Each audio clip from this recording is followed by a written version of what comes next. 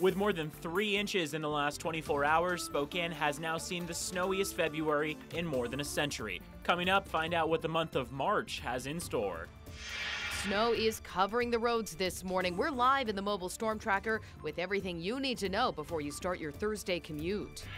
Parts of Northern California are dealing with severe flooding. Now more than 2,000 homes and businesses are underwater.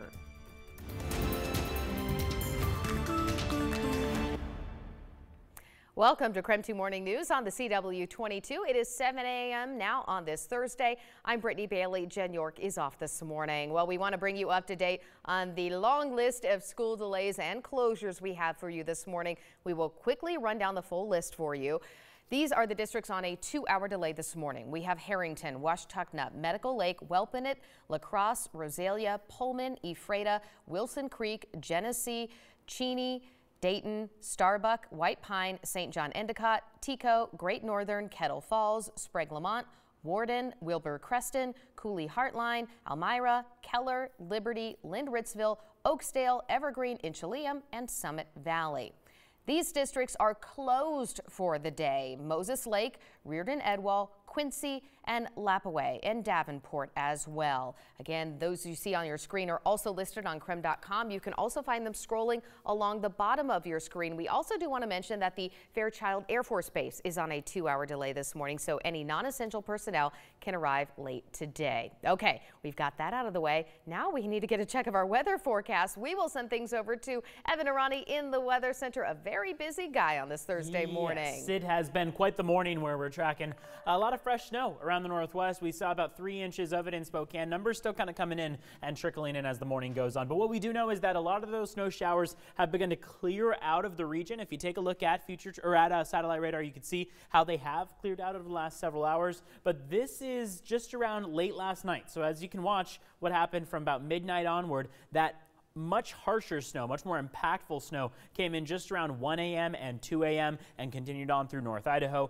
If we pause this at where we are right now, you could see just how much of it has cleared out into western Montana and how much drier we are to start our morning. That is why our precipitation chances over the next several hours hold at just about 10%. We're going to say mainly dry, maybe even have the chance for the sun to come out for around that sunset time. That will be beautiful if we do see it, because after we see any of the fresh snowfalls, seeing the sunset with it is definitely an additional gift. What we've got out towards Silverwood shows that we did see just a couple of those snow showers still continuing into your morning. Now it looks like most of them have cleared out. Temperatures are in the low 20s to start off the morning. We're only going to see them make their way to about the low 30s. Not many areas expected to hit above that freezing point, which means that you're going to have to break that shovel out once more, maybe the snow blower to clear off the sidewalks, and maybe the driveway to start the morning off. Now at 7:03, I'll send things over to Kira Alfallen. She's in the mobile storm tracker, letting us know what the roads look like to start our morning. Hi, Kira. Yes, good morning, Evan. Well, we are on I-90 headed east toward Coeur d'Alene right now, just passing the Liberty Lake area. These are what the roads are looking like here right now. So you're seeing bare and wet in some areas, a little bit of slush on the road in some areas, which is a different story than when we were closer to Spokane Valley. We were seeing that chunky snow on the road that made it kind of difficult to switch lanes. And then when we were further into Spokane, we were seeing even more snow on I-90. So really it just depends on what stretch of I-90 you are driving on this morning, what conditions are going to look like. Depending on where you're waking up this morning, conditions are going to vary all across the region. You're either going to see that compact snow from the areas that have been plowed, or you're going to see slush-like conditions, bare and wet in some areas, and messy snow, especially in those residential areas, which is going to be a little bit difficult to drive through this morning. So I think overall you should be good as long as you give yourself extra time to not only get out the door this morning and scrape off your car if you didn't park in the garage, but also extra time to get from where you are going, and just be sure to take it easy this morning as well. As you're taking corners, take it easy, or as you're turning a corner, take it easy. Those are the times where we have slid this morning and we are in a four-wheel drive vehicle. As you're coming to stop signs, as you're coming to red lights, take it easy this morning. So overall, give yourself extra time as you head out the door, and just be aware of other drivers too.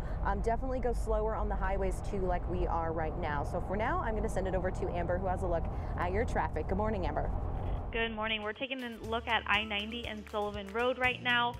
where we were tracking a crash on the eastbound lanes of I-90, and you can see that there are more drivers on that side of the road with some minor congestion because of that crash. So if you are going to drive through the Spokane Valley towards Idaho, you might run into a small slowdown, but other than that, the roads, we're not tracking any major delays or congestion on the roadway right now. That's all I have for now, so I will go ahead and send it back to the studio. Amber, thank you. Parts of Northern California are underwater this morning after a nearby river overflowed, and it is still rising. Now, this is all happening about 75 miles north of San Francisco. Those floodwaters forced thousands of people out of their homes. Cars are submerged, and now towns are cut off in every direction. In most cases, boats are the only form of transportation. First responders are trying to get to everyone, but cannot keep up with the emergency calls. Evacuation orders were issued for neighborhoods along the river, but some people chose to stay. Those who did stay did not think it was going to be this bad. Did you think you'd be okay until? Yeah, I would. I was like, oh, okay, it's going to rise a little bit, but we'll be fine. We've done all we can do. We got sandbags and everything up off the floor. The river is expected to return to its banks tonight. It has been 3 months since a wildfire ripped through Paradise, California, nearly wiping out the entire town. Now students at Cal Poly are putting their heads together to help rebuild Paradise. Students presented their designs for homes, public buildings, and community spaces to architects. Once they finish the final touches, the students hope to share their ideas with the Paradise community. I feel very special to be part of a project that's actually going on currently and is a big issue to a community, and to be included as part of that process is very humbling and special for me. Many people in Paradise are living in their cars or campers as they wait for cleanup crews to clear out debris from their homes. It is expected to be one of the largest debris removal projects since the 9/11 attacks in New York. 7:07 now. Federal health leaders are voicing their frustration about the measles outbreak. Although there have been no new cases reported in the last 2 days, the numbers do not look good. The U.S. has counted more measles cases in the first 2 months of this year than in all of 2017. That is according to CDC records. Health officials are blaming the outbreak on misinformation. They also want to stress the importance of getting vaccinated. Now, doctors with the National Institutes of Health wanted to clear up some rumors about the MMR vaccine, so they put together a Q&A. So let's walk over to the wall now. Here are some of the most common things and questions that doctors are getting. Well, how dangerous is the measles? Doctors say the disease typically starts with a fever and then a rash appears and spreads over the body. It can cause serious complications. 1 in 20 patients can get pneumonia. 1 in 1,000 patients can get brain swelling, and that can lead to seizures, deafness, or even brain damage. Now, the second most popular question is, how does the measles spread? Well, that disease can spread by coughing or sneezing. Someone can spread the virus for 4 days before the rash appears. 9 out of 10 unvaccinated people who come into contact with the virus will catch it. Now, the last question doctors wanted to answer is the vaccine safe? According to records at the National Institutes of Health, millions of children get the vaccine each year with no side effects. In the late 90s, one study linked the MMR vaccine to autism, but that study was found out to be a fraud. Later research found no risk to autism from that vaccine. Now, if you have any questions about the vaccine, do not be afraid to ask your primary doctor. If you have children with food allergies, this next story may be music to your ears. A researcher in Colorado believes he found a treatment for peanut allergies. He has been studying a wearable patch designed to make children less allergic.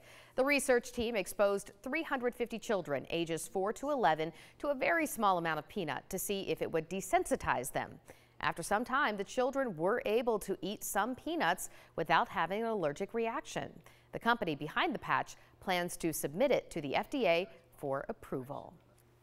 It is 7:09 now on this Thursday, and one man in California wanted to clear his head after a breakup, so he went for a run, and he hasn't stopped since.